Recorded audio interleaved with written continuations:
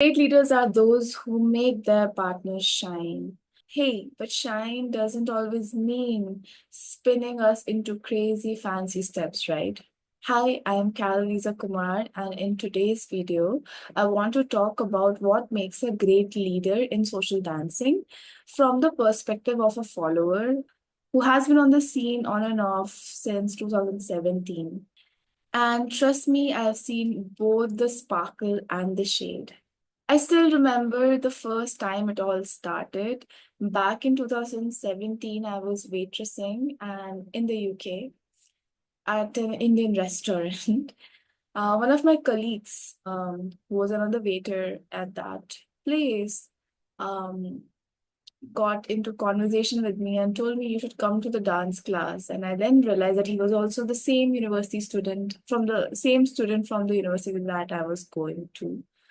And he introduced me to this International Latin Society, ILS, and they used to do this um, classes, the salsa, bachata, kizomba classes. Um, every Monday, I believe. I've forgotten. I think it's doesn't even matter. And every Friday they used to keep socials. And it was a small student town, so there was only one social happening at that time. He said to me, "You're a dancer, right? You have to come to Latin dance." And yes, I was also academically learning dance at that point because I was doing my dance theater degree, bachelor's degree from the university, and also doing waitressing side by side to help me sustain the full-time dance student that I was. So I went, and the moment I stepped in, I was hooked. There was music that was amazing. I just loved that music. There was an open bar next to a class, next to a dance class, which was like, I've never experienced that because before that, I have danced and I've been trained in dancing since I was 5 year old in different dance forms. It has always been very strict. Certain class rules are there. But here, when there's an open bar next to a dance class, I was like, what? What is this? I don't understand. People are also having like some drinks, one or two, and also learning. And that was the culture that was very intriguing. And I was like, whoa, this is different than normal academic dancing that I'm learning, which was really based in contemporary. So vibrant energy was there, warm people were there. I can't say this enough that it's probably the most fun, safe, and caring male friendships I had without even a hint of sexual tension. Why I say that, I don't know, but like in my class, all the male who were there, they were so nice. Only friendship. I had different handshakes with all of them. We would have jolly time. Whilst dancing and in the class time. Like there was no after messages, nobody was creep, nothing crazy was happening. One of the reasons why I also joined was it gave me immense confidence because I already was a dancer, so isolations was already inside me. The knowledge of music and rhythm was already inside me. So I was picking it up quite quickly and learning step by step. Very quickly than others who would have joined. So I just really enjoyed that part as well. So, like I said, the social dancing would only happen once a week on the Fridays. I would work at the restaurant till 2 a.m. and I would be excited to go there afterwards. After 2 a.m., I'll just go to my place, quickly shower, change, go to dancing, and I would dance till 5 a.m., go home, sleep, and be ready for 9 a.m. ballet class. So my life was quite hectic, but I was enjoying it immensely. That's how much I loved that life. I felt confident, I felt liberated, I could express myself creatively, I could socialize with people, everything I just adored.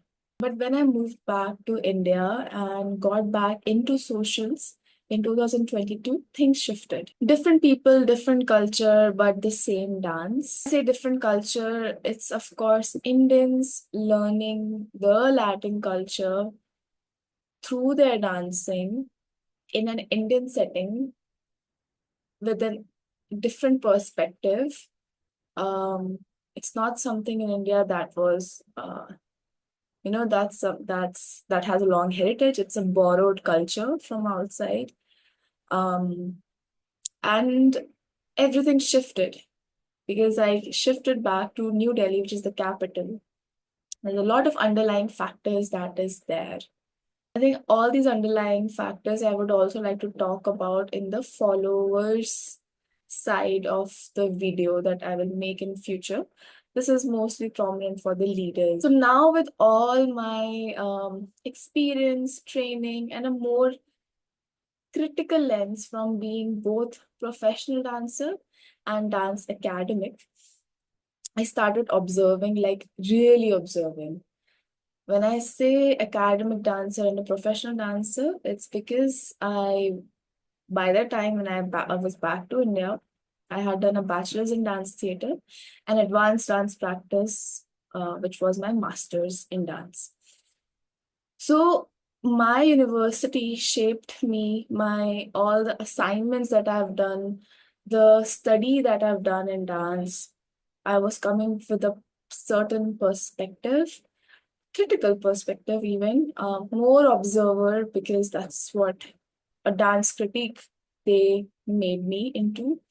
Um, so my observation had multi-layer, multifaceted lenses because that was something that I've been practicing throughout, like in my 5 years of studying dance academically, and probably 15 years of professionally dancing or professionally being trained. Even though this was, like I said, yes, this is a dance critique lens, but also being sensitive to a different dance form that I was looking at, and then different dance form, which is actually a foreign dance form to India. There was a lot was playing in my head, so I was just absorbing everything. Here's what I've realized over the years through my journey: personal preferences and deep conversations with fellow followers even. Um, Feel free to comment your opinions as well. I am all ears, and this is something very interesting. Conversations about social dancing should keep going. It's not just about you go, you do steps, and you come back. It is perhaps a lifestyle. It is somewhere you're not dancing alone, you are involved with people. So it's beyond, is what I've realized. It's not a performance. So I've jotted down into simplest things. This is not steps. I'm not going to talk about steps here. And I'm not going to talk about techniques here. It comes to these simple things in life that I'm not sure if dance teachers or this is being taught in all schools, but this is something that I've absorbed and I felt is important in a very basic level of social dancing. And that is what I expect out of leaders as well, which is the first one is presence. Now, genuine presence in the dance. That's the magic. Not the creepy stare, not fake intensity, just simple warm eye contact, being in the moment with us being us followers. I have danced with multiple people, and these people who dance with me are my friends as well. And I've noticed, and it's very easily noticeable when a person is being with you in a performative way, or um, they're genuinely being present and curious about what we can create. I mean,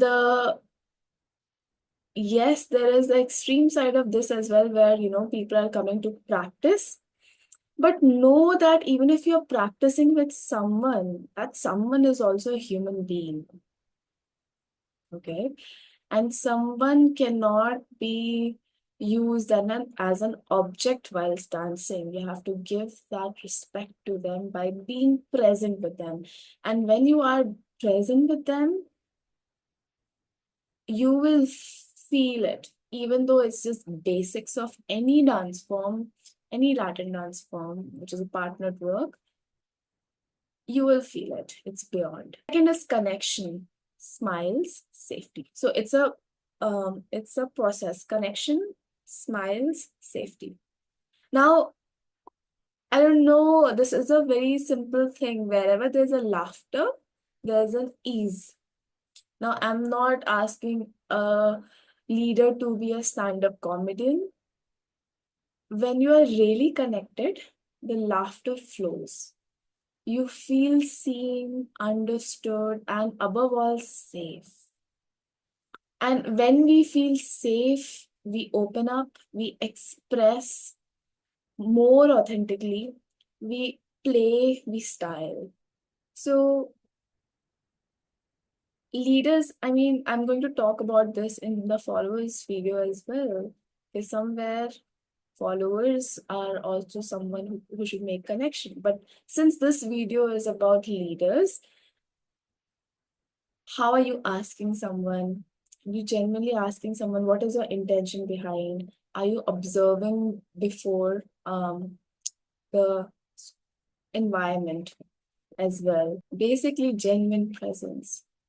Not asking to make eye contact for a long time, but just normal, sometimes eye contact is fine. You can look around, of course, because even if you're just staring at your partner, you can bump into many people. Since a lot of people are dancing, you have to be socially aware and physically aware of what's happening around you, yes. But having that genuine eye contact now and then would ease your partner. Third is collaboration and not control. This is very important, and it goes off with the example that I already said, that your partner is not an object. We have to provide that basic respect and humility. That 3 minutes, you both are equal. 3 minutes of song, you both are equal. Yes, fancy steps are cool, but if that's all you're doing, it feels tense. You're not creating, you are just executing. Social dancing is not choreography, it's a conversation. So I'll give you examples. This has legit happened with me. A leader came to me and he was leading me, and a song that played when he was leading me, it was a song that he had done a choreography on, right?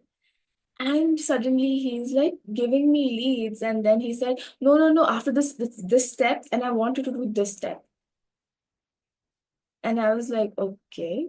Um, then there are also these leaders who would just start teaching you in between dance that, okay, this step didn't happen. We'll do it again. We'll do it again. We'll do it again. Are we doing social dancing or are we in class learning?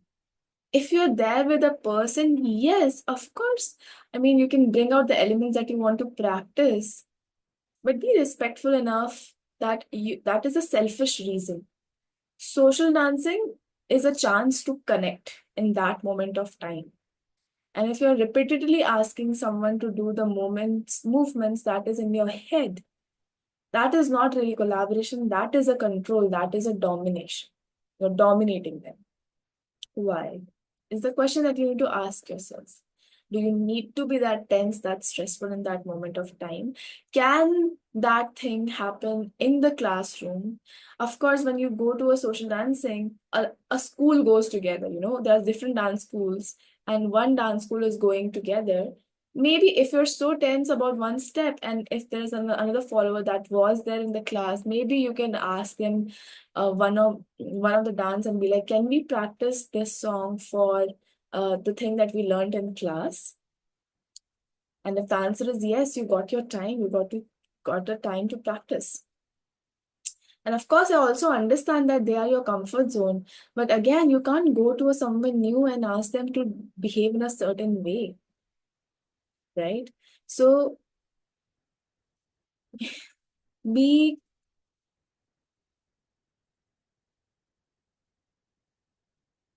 have humility. Fourth is keep practicing. Yes, take classes, find followers in class you can practice with, get feedback, apply it on the floor. Socials are the real labs for this dance. So, like I said, I mean, a lot of this is something that dance schools should do, which is having your own studio socials, having your own personal social that you can do, which is a great way to, practice things and preparing them for the bigger socials. And I think in the classes also, leaders should be sort of have a discussion about how to approach and ask a person to dance. Again, followers can also ask, and I will cover it in another video, but here I'm talking about leaders. Fifth, get uncomfortable.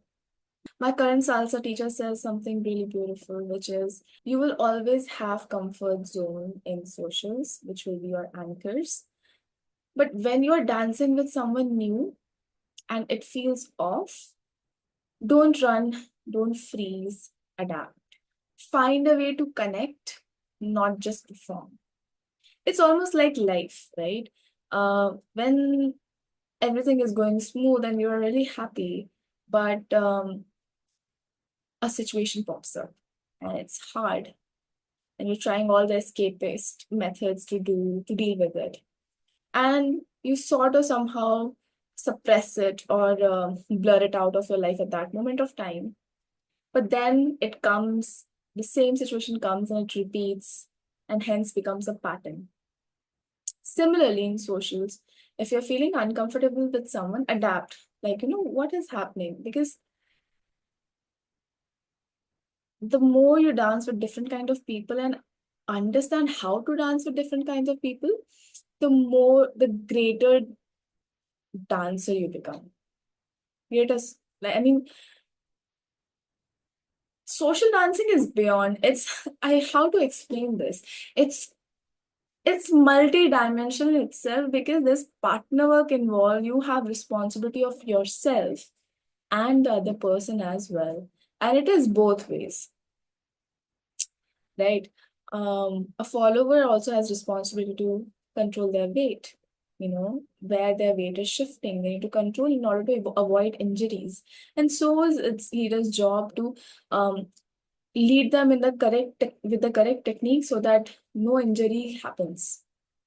Being kind to them so that no injury happens, right? So if someone already warns you before dancing that please do not spin me that much, I'm not feeling that way, you don't do that, right?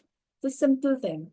So if some sort of disconnect is happening whilst dancing with someone, maybe ask them again and see if repeats again. If it's a repetitive thing, then find out. It's a really nice way to work through it. It's a problem solving ability. And more you solve problem, the better you get. There's a huge difference between social dancing, competition, and performance.